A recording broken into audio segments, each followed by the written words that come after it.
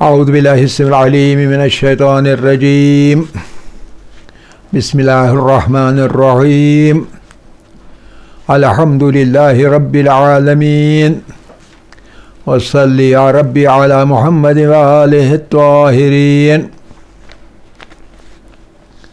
وعجل لولیک الفرج یا کریم واجعل فرجنا بفرجہ یا ارحم الراحمین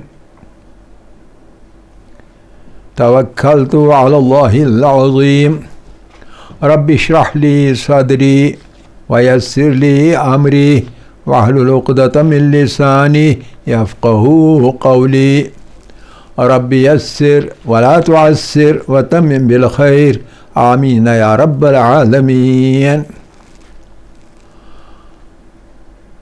طلاب عزیز، علم کلام میں ہم آخری مراحل کی طرف جا رہے ہیں۔ توحید کے چند ایک درس باقی ہیں اور پھر عدل کے بحث میں چلیں گے۔ پچھلی بار ہم نے بات کی تھی خدا کے غیر محدود بے انتہا قدرت کی۔ ہم نے کہا تھا کہ اللہ کی قدرت بے انتہا ہے، لامحدود ہے، اس کی کوئی حد نہیں، کوئی انتہا نہیں۔ اور کئی ایک نقطے پڑھنے کے دوران ہم نے ایک نقطہ یہ کہا تھا کہ جو قدرت خدا ہے، قدرت خدا جو ہے وہ روشن ترین دلیل ہے، روشن ترین دلیل ہے کس بات کی؟ خدا کی یکتائی کی، خدا کے وجود کی، وجود الہی کے لیے یکتا خدا کے وجود کی قدرت خدا اس کی روشن ترین دلیل ہے۔ یعنی جب ہم دیکھتے ہیں کہ خدا سب سے زیادہ قدرت مند ہے، سب سے زیادہ طاقتور ہے، سب سے زیادہ کچھ کر سکنے والی اس میں صفت ہے جتنی کسی اور میں نہیں، تو لا محالہ ہم سمجھتے ہیں کہ پھر تو اللہ ہی یکتا ہوگا، خالق ہوگا، مالک ہوگا، مسبب الاسباب ہوگا، علت العلل ہوگا، وغیرہ وغیرہ۔ یعنی خدا کی وحدانیت، خدا کی یکتائی اور خدا کی وجود کی روشن ترین دلیل ہے قدرت خدا۔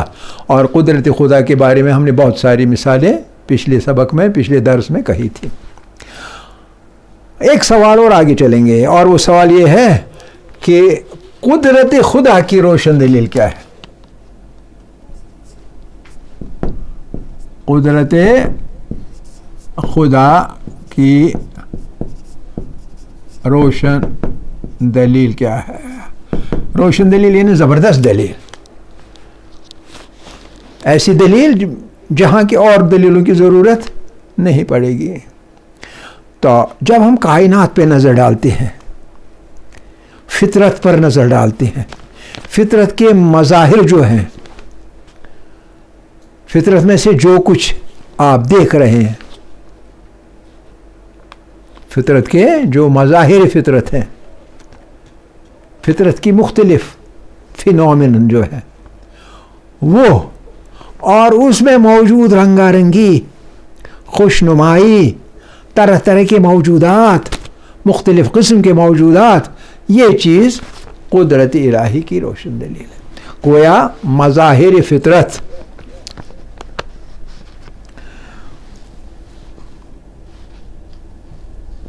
ظواہر فطرت یا مظاہر فطرت، ظواہر فطرت، فطرت کی جو ظاہر چیزیں ہیں، اور رنگا رنگی الوان و اشکال، مختلف قسم کی شکلیں جو ہے، یہ ہے قدرت خدا کی روشن دلیل۔ ظواہر، ظواہر یعنی مظاہر، ظواہر فطرت کی ظاہر چیزیں جو ہیں، پتہ چلتا ہے کہ کسی زبردست کاریگر نے، کسی قدرت مند کاریگر نے یہ چیزیں بنائی ہیں، جس میں اتنی قدرت ہوگی، بس وہی طرح طرح کی چیزیں، قسم قسم کے رنگ، طرح طرح کے ڈیزائن، ہر طرف جہاں دیکھیے، کائنات میں دیکھیے، زمین میں جو چیزیں پائی جاتی ہیں موجودات، ان پہ نظر ڈالیے، تا ان میں جو طرح طرح کے ڈیزائنز ہیں، طرح طرح کی رنگا رنگی ہے وغیرہ وغیرہ ہے، تو وہ ہے روشن دلیل اس بات پر کہ جس نے یہ بنایا ہوگا وہ قدرت والا ہوگا، قدرت خدا اس کا ہوگا۔ تو یہ ایک پوائنٹ تھا۔ اگلی چیز جو ہے آخری پوائنٹ، اور وہ آیہ شریفہ ہے، اور اس سے پہلے آپ ایک نقطہ سمجھیے۔ ہم نے کہا تھا کہ جو یہ کائنات ہے، اس میں جو نظم ہے، یہ نظم ایک ہی نظم، توحیدی نظم سے سرشار ہے یہ کائنات، تو یہ ہے خدا کی قدرت کا نمونہ۔ اب اس میں آپ دیکھ لیجئے، ایسا نظم رکھا ہے، وَلَا لِسُنَّتِ اللَّهِ تَبْدِيلًا، خدا کی سنت میں، خدا کے قوانین میں تبدیلی نہیں ہوتی۔ ایک آیت ہے، کئی بار آئی ہے قرآن کے اندر، جیسے آگ جلاتی ہے تو آگ ہمیشہ جلاتی ہے، لیکن اب جب اللہ چاہے تو نہیں جلاتی، جیسے ابراہیم کو نہیں جلایا۔ اسی طرح سے ایک بات آپ دیکھیے، اور وہ ہے کشش ثقل، گریویٹیشن، کشش ثقل، گریویٹیشن جو ہے، جس چیز کو اوپر پھینکیے واپس آئے گی زمین کی طرف، زمین اس کو اپنی طرف کھینچے گی، اوپر اٹھنے نہیں دے گی۔ یہی ہے نا، یہ ایک سنت ہے، سنت الہی۔ سنت الہی کا مطلب ہے اللہ کا قائم کیا ہوا، لاگو کیا ہوا ایک قانون، اور یہ تبدیل نہیں ہو سکتا۔ لیکن اللہ نے اس کو تبدیل کیا ہے۔ کیسے کیا؟ جیسے اس نے ایک چھوٹے سے پرندے کو، ایک پرندوں کو چھوٹے پرندے پرواز کرنے والے، ان کا نام ہی پرندے رکھا ہے، پرندے اس لیے کہ وہ پرواز کرتے ہیں،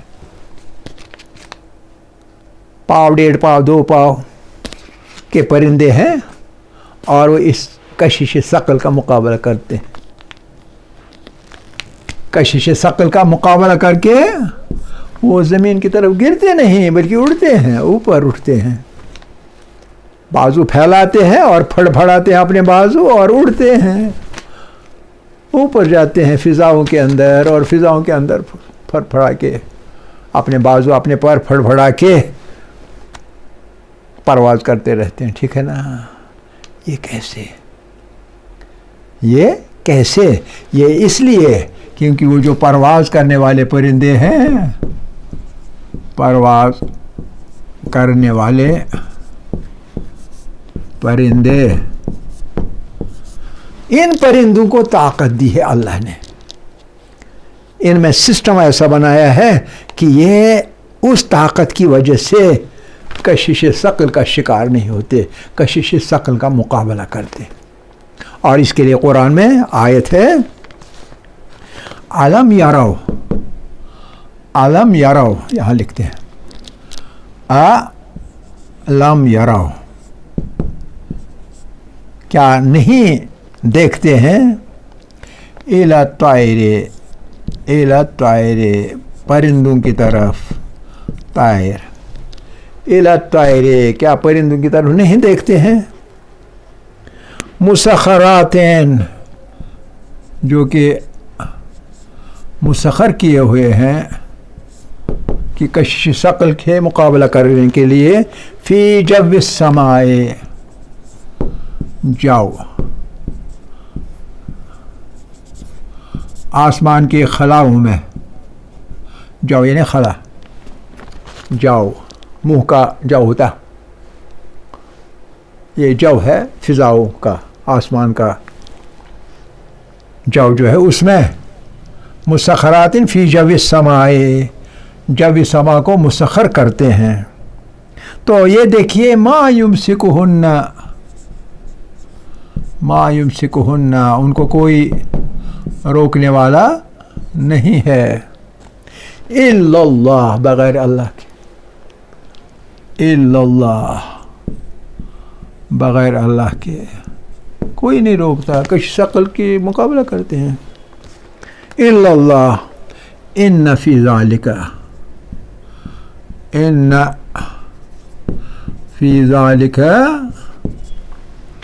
لآیات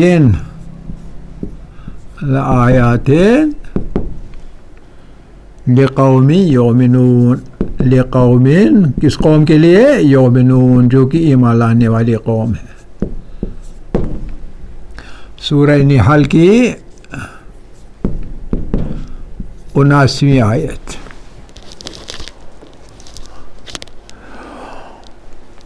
آیت شریف کتنا بڑا موضوع لیے ہوئے ہے یہ آیت شریف اپنے اندر، اور بیان کیا کر رہی ہے؟ قدرت خدا کی قدرت. ٹھیک ہے، کلیئر ہے نا؟ اب آگے چلیں، اس سے آگے ابھی قدرت میں ہم دیکھیے. آپ ایک بات دیکھ سکتے ہیں، اور وہ یہ ہے کہ ایک پیراگراف ہے، اس کو لکھیے بہتر رہے گا. نظام ہستی، پہلے سنیے بعد میں لکھیں گے. نظام ہستی کا کوئی موجود، آپ کی لیسن میں بھی ہوگا، نظام ہستی کا کوئی موجود، یعنی کوئی جو نظام ہستی میں ہے وہ موجود، تنہا اکیلا نہ مظہر قدرت ہو سکتا ہے. زمین کی کشش ثقل مظہر قدرت نہیں ہو سکتی، اور نہ اپنے اراد و حکم میں مستقل ہو سکتا ہے. مستقل، یہ لفظ یاد رکھیے گا. خدا جس طرح ذات میں کوئی شریک نہیں ہے، اسی طرح خدا کی ذات میں جس طرح کوئی شریک نہیں ہے، اسی طرح فاعلیت میں بھی کوئی شریک نہیں ہے.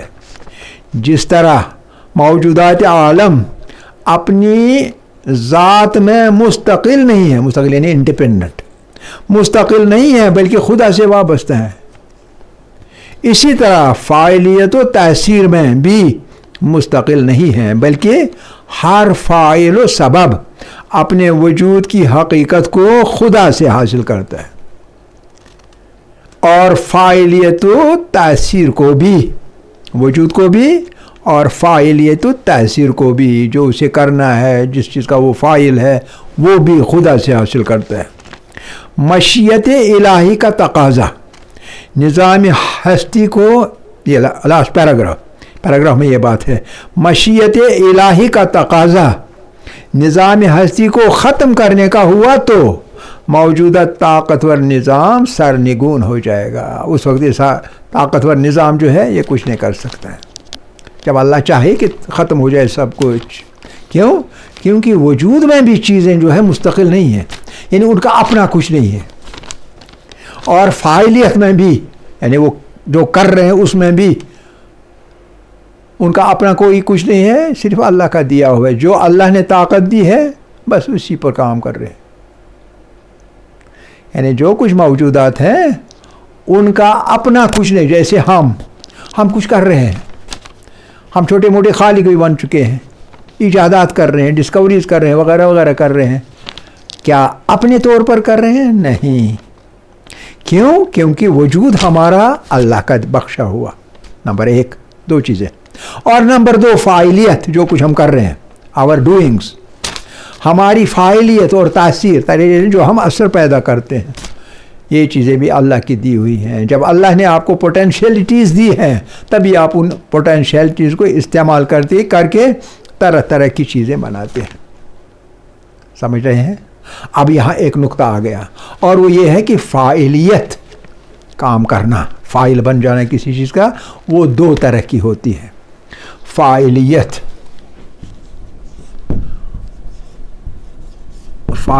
دو طرح کی ہے. ایک ہے فاعلیت ایجادی، فاعلیت ایجادی، اور دوسری ہے فاعلیت جمع آوری.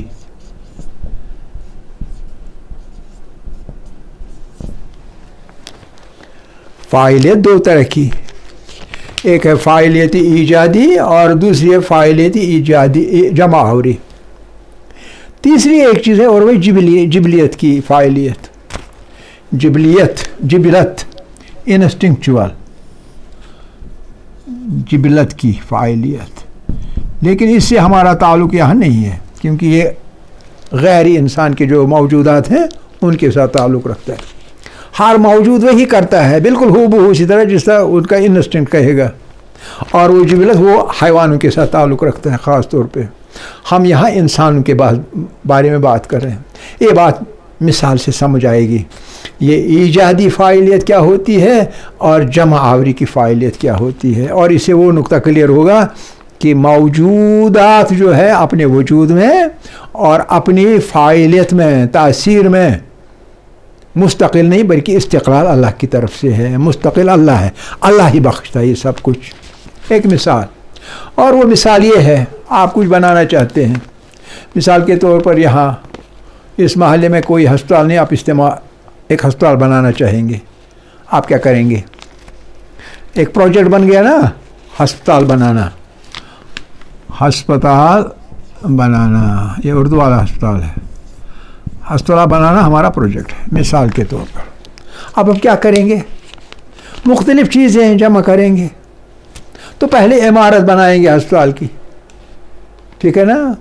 پھر ایسے لوگوں کو جن کی وہاں ضرورت ہے ان کے لیے ہم ایڈورٹائزمنٹ نکالیں گے، ان کو وہاں امپلائی کرنے کے لیے. ایڈمنسٹریٹر آئی ایک چاہیے، ڈاکٹرز قسم کے چاہیے، نرسز چاہیے، ہے نا. اس طرح کا پیرافرنیلیا جو ہے وہ ان چیزوں کی ضرورت پڑے گی.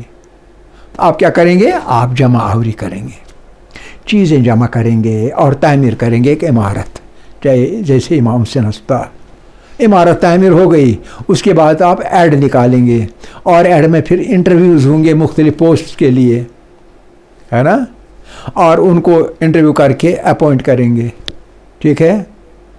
اور water supply system, heating system, electrical جو سسٹم ہے وہ لاگو کرنا وہاں، ہے نا. یہ سب چیزیں آپ کریں گے. جو کچھ آپ نے کیا یہ کیا تھا؟ یہ جمع آوری کرنے کا.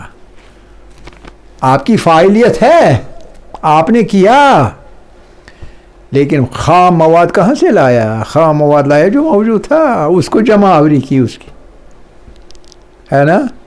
تو کیا ہم اس کو پرماننٹ فاعلیت کہیں گے یا ٹیمپوریری فاعلیت؟ یہ ٹیمپوریری ہے، ادھر ادھر سے چیزیں جمع کرنا. خود سے آپ نے کچھ نہیں کیا. آپ نے ایجاد تو نہیں کیا نا پتھر، ایجاد تو نہیں کیا سیمنٹ، ہے نا. ایجاد تو نہیں کی زمین، جس زمین میں آپ نے بنایا. ایجاد تو نہیں کیا پانی، اور وہ پانی کا پھر بعد میں آپ نے واٹر سپلائی کا سسٹم بنایا. جو کچھ کیا وہ جمع آوری کی. لیکن اللہ کی فاعلیت ایسی نہیں. اللہ کی فاعلیت کیا ہے؟ اللہ کی فاعلیت ہے ایجادی، یعنی اللہ ایجاد کرتا ہے، عدم سے چیزوں کو موجود کرتا ہے، اور عدم سے موجود کرتا ہے اور پھر ان کو نظم و نسق دے کے اس کی جو بناوٹ ہے، اس کی جو فاعلیت ہے وہ اس طرح کی ہے. یہ اللہ کی فاعلیت ہے اور یہ انسانوں کی فاعلیت ہے. آپ سمجھ گئے؟ تو ہم نتیجے پر کہاں پہنچ گئے؟ ان اللہ علی کل شیء قدیر. انسان کی خالقیت میں اور اللہ کی خالقیت میں فرق بھی آپ کو سمجھ آ چکا ہوگا. آیا یا نہیں آیا؟ اب آگے چلتے ہیں، نیا ٹاپک، اور وہ ہے اللہ کا علم. علم الہی. علم الہی انٹروڈیوس کریں گے بس. علم الہی، دیکھیے علم جو ہے آپ کو معلوم ہے، knowledge is power. Knowledge is power. جو طاقت ہے، جو یہ قدرت ہے، یہ قدرت کہاں سے آتی ہے؟ یہ علم سے آتی ہے، کیونکہ علم طاقت دیتا ہے. جہاں جہاں ہم نے بحث ہماری جو گزر چکی، جہاں جہاں ہم نے یہ بحث کی، وہاں وہاں ہم نے دیکھا کہ جہاں بھی کوئی چیز، زبردست چیز ہماری نظروں کے سامنے آ گئی، ہم نے کہا اس کا موجد، اس کا بنانے والا، اس کا موجود کرنے والا وہ بڑا عالم ہونا چاہیے، طاقتور ہونا چاہیے، لیکن عالم ہونا چاہیے. ابتدا تو علم کی بات ہے. پہلے خیال ہوتا ہے، اس کے بعد خیال کو ہم ٹرانسلیٹ کرتے ہیں انٹو ایکشن، اور کوئی چیز وجود میں آتی ہے. تو لہذا بنیادی مسئلہ جو ہے وہ علم کا ہے، علم الہی کا. تو جو اللہ ہونا چاہیے وہ عالم بھی ہونا چاہیے سب سے زبردست.